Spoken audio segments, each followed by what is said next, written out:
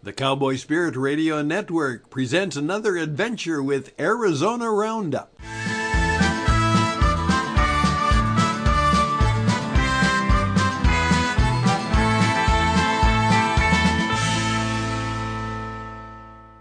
Hello, this is Stuart Rosebrook on Arizona Roundup at Sharlot Hall Museum in Prescott, Arizona. My special guest this week is Jay Ruby. Jay is a new friend of mine here in Prescott, and we're going to talk all about how Jay got to Prescott, Arizona, his career in theater, his life and travels across Europe, and what brought him to Prescott, and how he's helping the theater community right now here in Prescott. Jay, welcome to the show. Hey, thanks, Stuart. It's great to be on. Well, we really appreciate your time today. Jay, you and I were talking before the show started, and we were kind of comparing some notes. And I think that as a kid growing up in North Hollywood, California, I probably dreamed of growing up in a small town somewhere like you did in Southwest Pennsylvania, and skating in the winter and running through the woods. And you probably dreamed a little bit about being in Los Angeles, California. I will say I would run in the woods every day after I got home from school, and I didn't feel like I was missing anything. Those were great days. I'm telling you what, you grew up in Tinseltown. My father was a writer and producer in Los Angeles. And Hollywood, they tell that story every day of the week of about the quintessential small town America, and it's celebrated every night. And you grew up in North Hollywood, California. I had a great childhood, but it was a long ways from the woods. You didn't want to play in the woods in Los Angeles in the 70s. You didn't want to get lost in Griffith Park. Topanga Canyon. That's right. I actually would come to Arizona, not too far from here, out at the Orm School summer camp, and that's where I got my freedom out in the woods, riding horses and being in the outdoors. It was a really great childhood to know that I could go over to my friend Chucky's house, and then we'd just go straight into the woods. And we there were no houses then. You could walk up 4 miles up a mountain, and we just explored any time of year, summer, spring, winter, fall.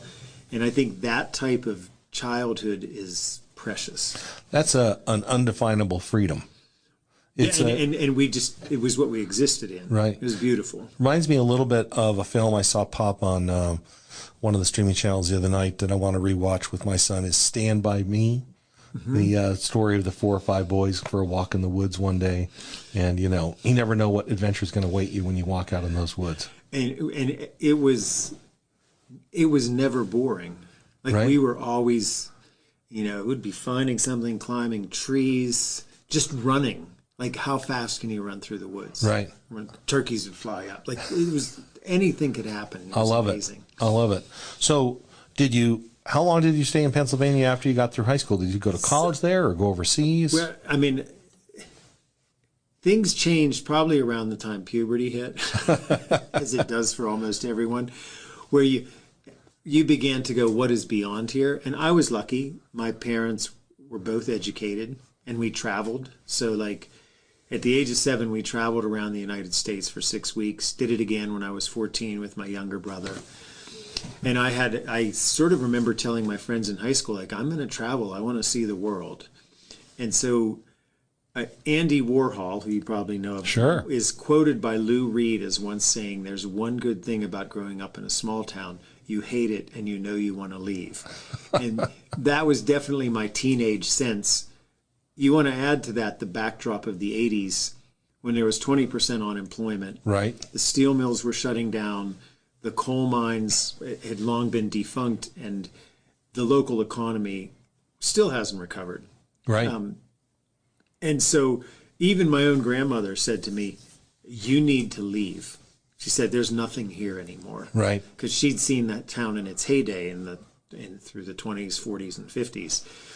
And that was it wasn't a hard thing to convince me because I knew there was a bigger world out there. Right. And was this Uniontown, Pennsylvania? Yeah. I grew up in a small village next door called Hopwood, but Uniontown was the town. All right.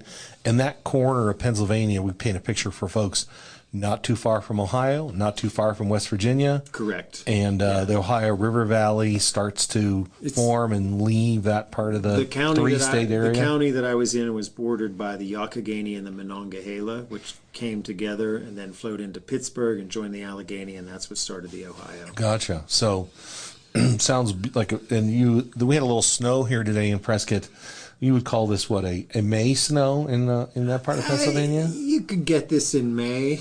Yeah. This is a little squall. Kind of like you just sort of brush it off like, Right. Summer's going to kick your butt soon, which it will here too. Right, for sure. And actually sooner, but Right. But we would have, in the 70s, we had 4 to 6 feet of snow through the Right. winter. And it would come in off a lake here. I can remember being at my grandmother's house as a young child, like looking up at the walls of snow. And probably today my head would be above it, but it was significant. Right. I think when we were growing up in Los Angeles, we'd watch the news, and we would know that the Steelers or the Bears or the Vikings would be coming to town to Los Angeles, or our team would have to go there, and we knew we had no chance playing. And how I remember tough. when they beat the Rams in the Super Bowl. Right. I was in the basement of Howard Johnson's with my parents and their friends. Yeah, and we were like, those people back there are really tough. Look at the rivers are frozen, the lakes are frozen. How do they do it? And they work in steel mills. And they work in steel an mills. Easy life, right? Yeah. And people out here are working in the movies and surfing. So it was a different lifestyle. It is. Pittsburgh has a reputation as a blue collar town. Right. I think it was truer then than it is now. It's more of a tech town Right. and like a medical town and a university town. But I can remember my parents' friends who were steel workers, and they lived tough lives. Right. They had good lives, but they were tough. So it's the 80s, and I know it sounds like we have a little parallel years in high school. I'm down in Winston-Salem at Wake Forest in college. I'd gone overseas in 1983, and we were talking a little bit about that before the show. So the world's in front of you. You've been growing up there in Pittsburgh, great childhood, but you've got a world, an adventurous soul. So where do you go from the Pittsburgh area? I went to Antioch College in Ohio, Okay. which was an amazing college. I loved it. Right. And they had a special program where you would work half the year because they didn't want students to just study. They wanted them to be out in the world working. So we had co-ops. I worked at a treatment center in New Hampshire for what would now be called developmentally disabled people. My next co-op, I actually traveled out to Yellowstone Park and worked at Yellowstone Park for a summer. Wow. It was amazing. Then I worked in Los Angeles. I was still only 19, and I worked at a place called Play Mountain Place down near Washington Avenue, near Venice. How about that? It was great. And it was it was an impressive school. I learned a lot there, actually. They were working on the principles of Carl Rogers around empathic listening and how to the main thing for inhibiting a child from learning was any of the trauma loops running through their family. So by listening, you could help students get out of that. And I would say that's still part of my life, what I learned there. Later, I went to Germany through Antioch College, worked at a school in Hamburg, and then I came back and did after a while, I was like, I don't want to travel anymore. I stayed on campus and finished graduating. Sure. And then I traveled for a year. I went to Europe in 1989.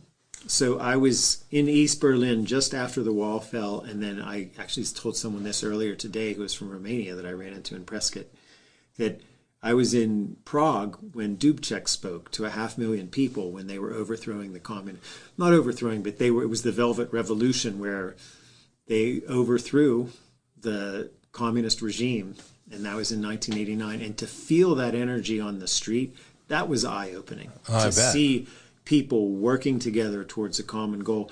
I would spend the night, when I went there, I met a bunch of young students. They said, "Oh, come back to our place," in broken English. And I was like, yeah. They were sleeping in a high school gymnasium, and they had hijacked the Xerox copy machine to write down what was really happening in the Capitol. And they'd make Xeroxes at 4 a.m. Everybody would go on trains back to their village to share the news of what had happened, because the state-sponsored news, which was the only news, Right. was telling a whole different story. And that was amazing to me to see people working together like that. Well, I think that I'm just blown away by that story right there. And so we're going to take a quick break and thank our sponsors. We're going to come back and talk a little bit about how these experiences have informed your career towards theater.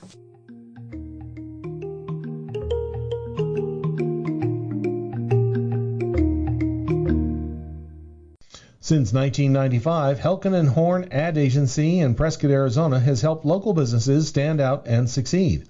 From print and radio to websites and social media, their talented team crafts your brand's message and offers a plan to get it out into the community. Want results backed by 30 years of experience? Visit azadagency.com today. Helken & Horn, where their slogan is "Be Known."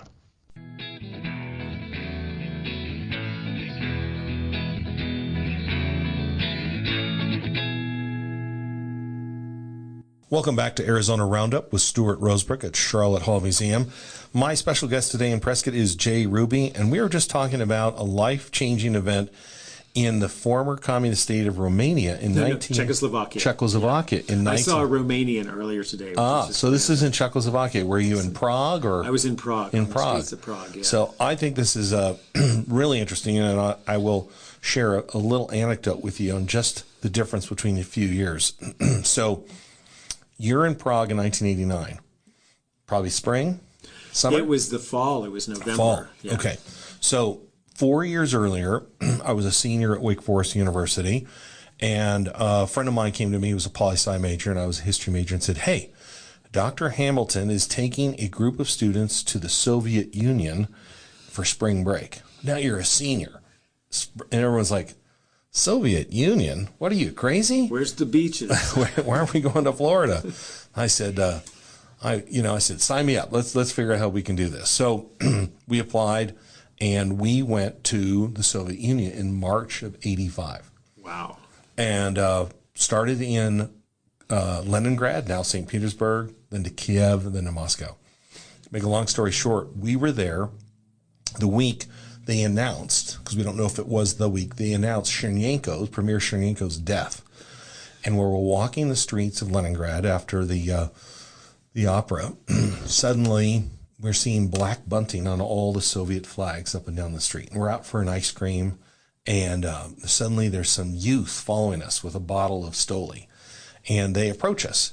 We find out later they're probably working for, a state agency, but they befriend us, and we're like, "Well, what's going on?" And some of our colleagues spoke Russian. They wanted to speak English. They're like, "Oh, Chernenko has died." And we're like, "Oh, no, are we going home? What's going to happen? We're here." We've all grown up in the Cold War. A premier dies in the Soviet Union. Your trip can be over as foreigners. Instead, they take us to a hotel a couple days later, and we watch Gorbachev's first day in power. We watch on Soviet television from a hotel in Leningrad the Gorbachev taking power. It's the Red Square Parade, and et cetera. And it's an interesting week, but it's still the Cold War. President Reagan is president, and things are still tense. And it was a remarkable experience, though, because you were there at a time when Gorbachev takes over, and 4 years later, you're in Czechoslovakia, and his perestroika and his decision not to run the tanks to Czechoslovakia or Poland. It made a difference. In Berlin. Gorbachev, in many ways, allowed Eastern Europe to become itself. Right. And some people have said it took Poland 10 years with solidarity. It took East Germany a year, Hungary a month, and Romania a day, which was the most violent one, right, with Ceausescu. And I will say that to a person, there is no way that any of us could have conceived that 4 years later, Eastern Europe would be free. I had been in East Berlin in '86. I had done a language. There was a detente signed in spring of '86 at Reykjavik, and I was going to West Germany to Tübingen to study. And I got an opportunity then to go to Dresden that summer through that detente program. So I was one of two Americans that went to study the German language in Dresden. And it did not feel like that society would ever go away. It just felt like entrenched. Right. And yet you could see, I I also did like a work camp. Like they had me participate in a work camp in East Berlin, building like the worst, the ugliest, like high-rise buildings you could imagine. And it was mostly just a party, like a party. But they were gray concrete buildings. They were drab and they were horrible. And at the end of that, like the leader of that group, who was like in the Communist Party, came to me and he was like, he wanted to exchange money with me. And I was like, it's illegal. He's like, I know, but like, I really need it. And I don't really believe in the party. And this is like how I need to survive. And my sister is like sick. And I did the exchange because I had trusted him. But what it said to me is that people were living double lives there. Right. The system that the dominant authoritarian Communist Party had created wasn't allowing any difference in opposition. And so people were pretending to be something they weren't. To live. To get a loaf of bread. And so it was interesting. And he was like, I know even though the things I have to say about America, I don't really believe in. And so we did this money exchange. And to me, that was another eye-opening moment in my life where it's like, when you have an authoritarian system that doesn't allow dissent, that doesn't allow opposition, it forces people to live double lives. Right. And that's not healthy. Right. Like great Russian short stories in theater. Yeah. Chekhov and Pushkin, and we can go down that. The novelists, Tolstoy, the novelists, right? Like they lived under. And I write. Yeah. Well, and I would have to say the northern weather probably contributed to their imagination. Sure. Because they didn't have snow squalls; they had like months of snow. Right. I met an Estonian that March in '85 at the Pribaltiska Hotel. Mm-hmm. And we were going in the elevator up to the bar at the top of the hotel. And he said, do you like Al Jarreau? I said, yes. And he goes, I love the blues. And I'm from Estonia, and I will be free someday. And then the elevator doors opened. I'm like, okay. And he was. It happened. And it happened. That's right. So it sounds like some of these adventures have really informed your creativity and imagination. Language studies obviously open up so much, and a very interesting college experience. What led you back to Europe to live this interesting life that you've told me a little bit about? So I realized that because I traveled around for a year, and then I was like, I don't want to travel alone all the time. I liked language, I liked music, I liked seeing performances, and I decided I wanted to study theater. And I went to Berlin and enrolled in a theater school. This was just after the fall of the wall. So I was going regularly to theater classes, but I was also immersed in what was like I would call it actually a type of utopia. There was a period of 2 years, just under 2 years, where East Berlin was no longer under the communist government, and the West Germany had not organized its rules for the East. So it was literally in anarchy in the truest sense of the word, and that there wasn't an overarching government. It was a deja vu from sometime in the 1920s in the Weimar when Berlin was a...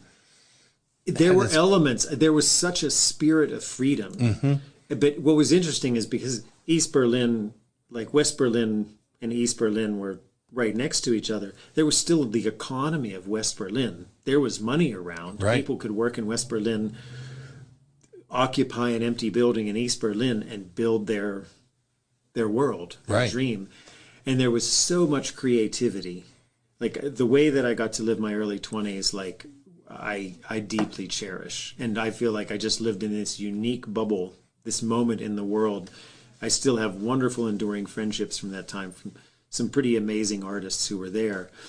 But we had the ability to like create our day, our month, our year, and even our home. Like we had a house in East Berlin, right in the middle of downtown, in the Mitte section, Stadtmitte, the center of the city, that the city gave us money to renovate. So we got paid to renovate that house. Somebody bought it, they eventually owned it, and they hold it.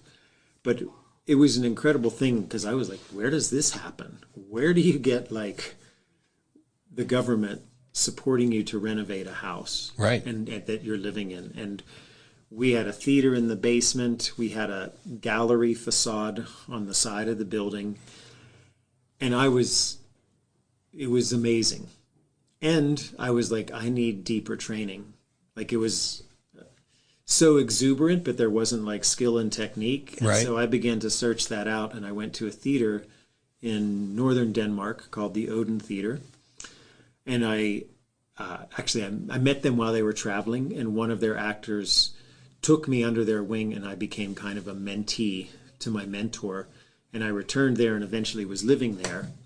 And that's where I learned like my theatrical craft more than the school in Berlin. It really, because I saw professionals working together, I saw how they integrated with community, I saw how they did projects around the world. And then somewhere the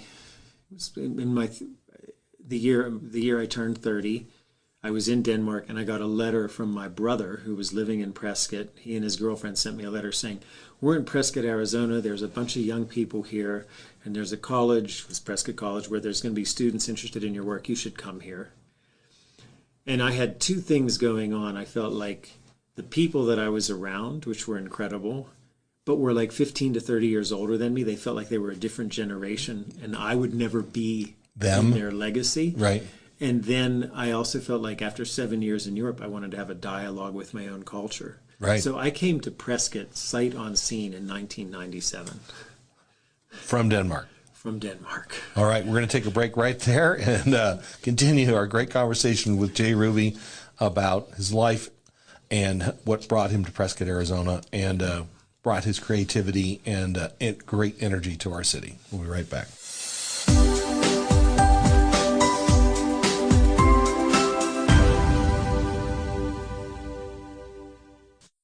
If you're looking for the store that has everything, Prescott True Value Hardware might be your answer. From having that part to fix that leaky faucet to decorating your garden with charm, they've got it all at Prescott True Value Hardware, and a friendly face to match. For over 30 years, they've proudly served Prescott, supporting neighbors like you and local nonprofits along the way. So take time and visit Prescott True Value Hardware at 846 Miller Valley Road. They're more than just a hardware store.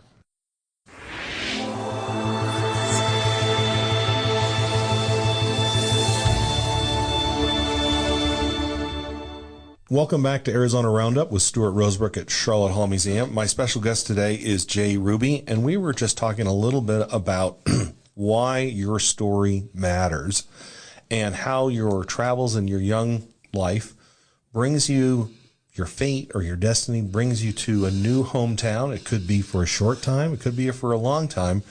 And it sounds like, Jay, you were in Europe, you were going in one direction, you were experiencing life like many Americans will never experience it, and you got a family letter that said, come home. It didn't say come home, it said come to Prescott. It said come to Home Prescott. was Western Pennsylvania. Well, that's right. Come to Prescott, Arizona, and had you ever been to Arizona? No. All right. So I'd been to Tucson, but I'd not been north in right, Prescott. and you'd been to Los Angeles, but you had not been to Prescott, Arizona. No. So tell me a little bit about that experience. I came here sight unseen with $400 in my pocket, and it was May. It was the end of April, beginning of May. It was really dry. Like I said, like my mouth was drying out. Right. And it was definitely culture shock, but I came here with the promise to myself that I would stay in one place for a year without thinking of going anywhere else, because I'd been like moving around so much, and that I would do it as if I would be living here forever as a performing artist, which is a strange type of like bond to make to yourself. And in that year, it felt good, and I found people to do creative work with and started my company, the Carpetbag Brigade, originally the Carpetbag Brothers. In fact, Sandy Moss took a picture of three of us right out in the courtyard here at Sharlot Hall Museum. And that group, it was satisfying. And then I did it again. After that first year, I'm going to do it again, another year, not think about it. And then that year I started what was the Tsunami on the Square Festival. So the Carpetbag Brigade started, and then the Tsunami on the Square Festival. And then I had a context for planting the seeds that I had learned in Denmark. Mm-hmm. And so then it was like Prescott was a laboratory is not really the right word, but it was it was a place to incubate the work that I was interested in doing, and it responded. Like as a community, I found people to work with. My company grew. The festival became very popular, and I mean, I had some odd precepts, which was the festival will be free and I will pay the artists. You've been living in Europe for a while, huh? I'd been living in Europe, and I was like, I had my ethics. And I still think it was the right ethics, because what it did is it created a lot of positive community relationships. Right. And the businesses downtown loved the work, because instead of having white tents on the courthouse plaza for a weekend, it was people. And those people went into their shops instead of people going into the white tents. Right. And through that, I built a lot of wonderful relationships with some of the downtown merchants. People like John Lutz from Van Gogh's Ear, Barry Barb from, at the time, Montezuma's. Now he has El Gato Azul, which is where I met you a couple of weeks ago. And that has continued. I mean, those are still important people in my life. And what it did is that Prescott, it sort of nurtured this growth of the company. And then and we were experimenting with all kinds of, we weren't living in a big city where we were marked by our successes or failures. Right. People were just like, they're doing something different. Right. And Prescott was changing in 99, 2000, 2001. Oh, it was growing from a town into a city. Right. In kind of the classic sense. People were moving here. And the Palace had, we were here in 96 when the Palace on the 4th of July had a chain on the front door, because the new owner, Cowboy Dave, was taking over.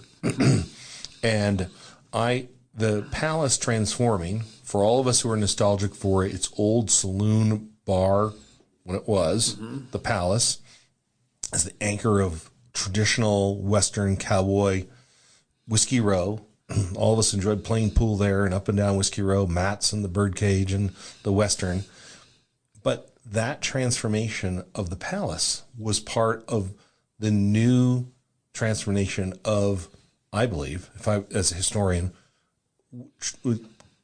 took Prescott forward. It was a big step for everyone on Montezuma now to have the Palace as the anchor. They had tried a restaurant upstairs. There had been the Palace Steakhouse for a few years. But that has to be a very interesting time to be living here in Prescott. And the other thing that was happening, and John Lutz once said, when he came here, there were bars all along Whiskey Row, and he said, I want to see galleries all along Whiskey Row. Right. That transformation was happening too, and I think it fit the way that real estate people were presenting Prescott to the world. In some ways, Prescott was developing its own culture. Right. It was developing a cultural profile. Right. In Cortez, there was lots of new shops down there, the antique shops, and the plaza remained a center of the city, but it still is. And I think a little bit when you were describing your experiences with coming here and enhancing and finding the creativity, the freedom for the creativity in the theater world, I think Sharlot Hall herself, her spirit is still here in Prescott in terms of a courageous woman who was a poet and an author. She knew she had a literary quality that within her community, of the literary community across the Western United States, knew she was from Prescott. So there always has been this literary, creative DNA in Prescott's history. And sometimes it's embodied by Jody Drake in performing Sharlot Hall, but also Prescott College had an incredible writing program. That's right. At that period of time. And so there were all these young people who were writing, like really writing. In fact, the person, my brother's girlfriend at the time who invited me here, Susan DeFreitas, who recently passed, became a writer and wrote some very interesting books. Some of them were about Prescott. There was a literary spirit here in the early 2000s that was vibrant and alive through Prescott. Now is that the Hacienda? Was it the Hacienda Writing Club? Or no, these were Prescott. This was Prescott College, right? But I know there's a connection between the Peregrine Bookshop, Prescott College, and the writing groups here in town. And there was a review. I want to say it was Alligator Juniper. Okay, it was a review that really brought a lot of that together. Right. Because I know my dad came up here for a number of writing events, and I think that's one of the sides of Prescott that continues to be the creative side of Prescott. It's a Western town, but it's also a town of artists from George Phippen, writers and poets like Sharlot Hall, and I think that there is that freedom within the small town where people can come and make a claim. And obviously, Jay, you've found a place here for yourself. And then there's a musical scene here. Right. That's incredible. Oh, great music scene. Yeah. And I want to say, I mean, I'm jumping ahead a little bit in the timeline. Sure. There's an incredible burgeoning theater scene here. There are a number of groups. I'll even name them.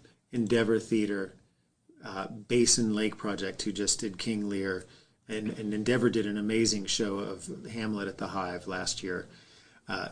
There's House of Views. There's the TBD show. There are a number of groups of people. There's a milieu, a very creative milieu, and with the Hazeltine Theatre and Cosmos Theatre, there's now venues. This is the recipe for creating a destination. And ultimately, what I want to see in Prescott and what I want to encourage and nourish is a place where original work gets created and Prescott gets known for that. That will be beneficial to the town on multiple levels. So the work that Fourth Wall Productions is doing in terms of taking what used to be the PCA, right, the church behind Murphy's, which is now the Hazeltine Theatre, developing programming there, it's so important. And it's going to help to increase the vibrancy of Prescott's culture. Well, let's take a quick break here and thank our sponsors. We're going to come talk about, with Jay, the Hazeltine and its future and what's going to happen here in Prescott in the theater world.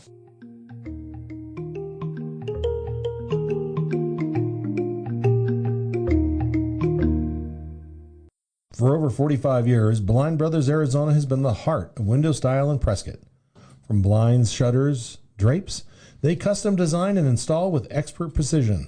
Tailored to you, whether for your home or office, trust the name locals rely on. Visit blindbrothersaz.com today or call 928-776-1845 for a free consultation.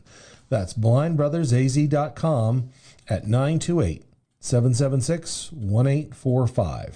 Blind Brothers Arizona, the original since 1979.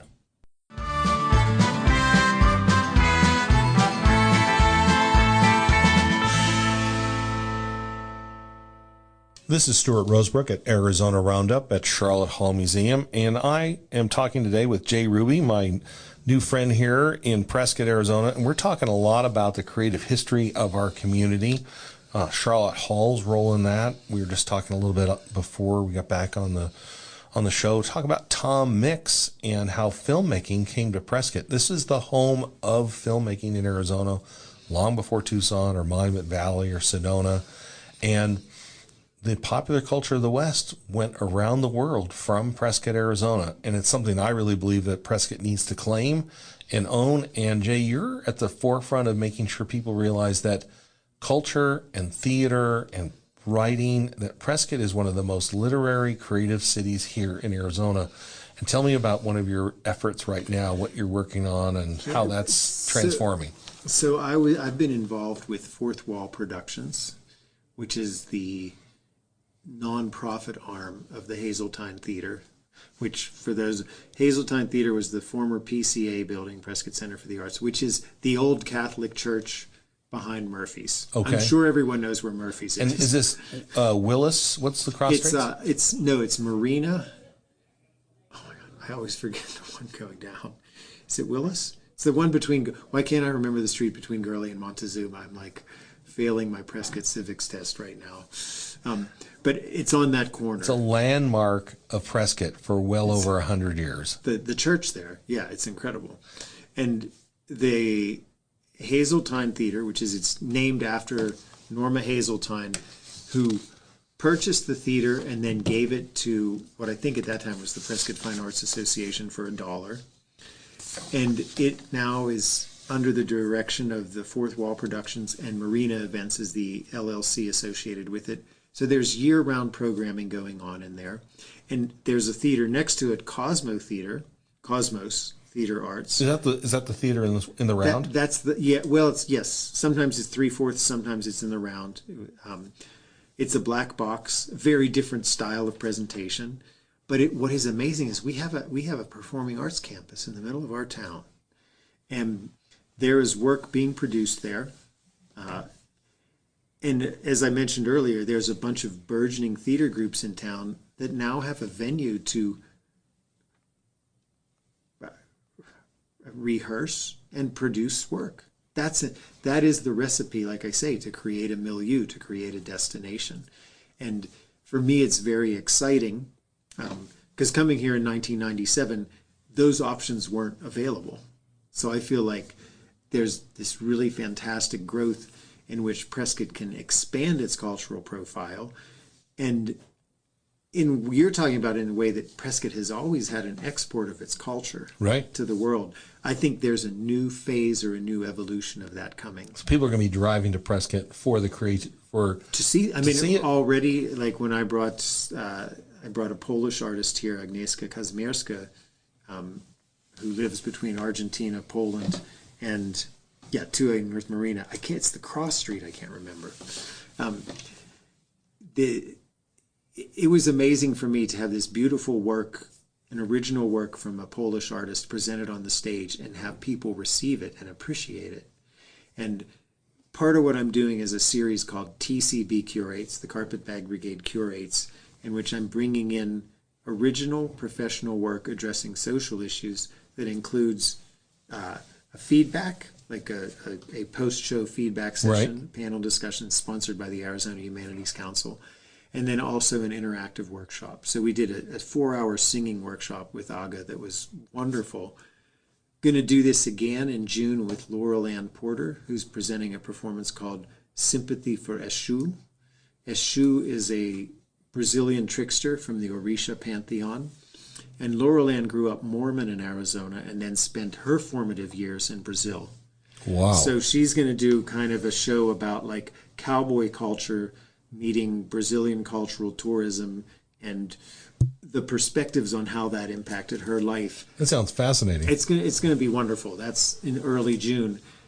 The amazing thing about the Hazeltine is what I see is the chance for full spectrum programming, many different kinds of shows, quality productions.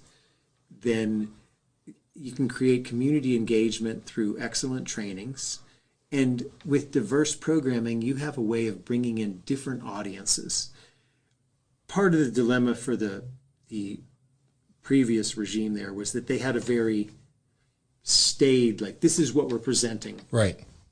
When you diversify your programming, you bring in different audience. And for a building like that to survive, you need to have literally everyone coming there for something that's appealing to them. Well, that's some of our goals here at Sharlot Hall Museum. Foot traffic is key for us, having events and programming and exhibits that brings in all ages, all educational groups, brings in affinity groups who see this as a home for themselves. And so I think we're in that. You have the Cowboy Poets come here in the summer, right? They have a little stage in the back. You know, the Cowboy Poets right now, their main performance is at Yavapai College. But we are going to have Cowboy Poets back here in July for a Twilight Tales, and we are going to have a Arizona Roundup with some of the Arizona Cowboy Poets here prior to the show, and we're working on reestablishing that relationship. We want people to see Sharlot Hall as a place to be 12 months out of the year, and that there's something here for everybody. We want people to say, that's my hometown museum. That's one of the places I like to hang out. I want to be there, whether it's working in the Rose Garden or coming to see a new exhibit or coming to hear a short play or hearing a lecture on archaeology or railroad or sports. But we want this to be a place that people say, that's one of my, I can't wait to get back to Sharlot Hall Museum this week for something new. I used to say about Tsunami on the Square that it was something for everybody in everybody's hometown, using I love Prescott's that. motto. That is great. That is fantastic. Well, what's coming up here in the next month or so? Well, Agatha Christie is coming.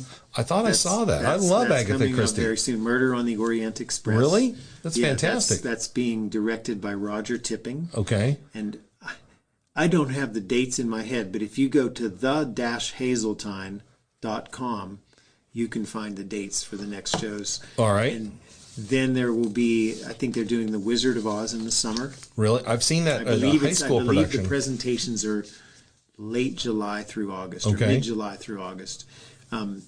As I said, I'm going to do Sympathy for a Shoe in early June. I'm bringing in a wonderful artist from the Delaware River Valley, from the Farm Arts Collective. Her name is Tanis Kowalczyk, and she's doing a piece called Decompositions in early November. That'll be November 7th through 9th. So that's, and there's more. Like, there's different things. I believe there's a piece called Chisholm, about Shirley Chisholm, the first a Black American woman to run for president. 1972. Yep. I remember it. Chisholm is coming in September. So what we have with the Hazeltine and with Cosmos Theater Arts is a place for very different kinds of cultural expressions to occur, which then, those are seeds of inspiration for the people doing theater here. It becomes a really positive, reflexive system.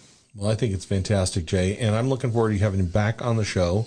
And I think it should be a regular guest, so we can keep talking about all the creativity happening here. I think we've got, just in talking on and off the air, we have plenty of subjects to talk about for a really long time. Yeah, we could go into any one of them, I'm sure, for an hour. Well, Jay, thank you for being part of Arizona Roundup at Sharlot Hall Museum. Yep, we look forward to seeing you back on the show.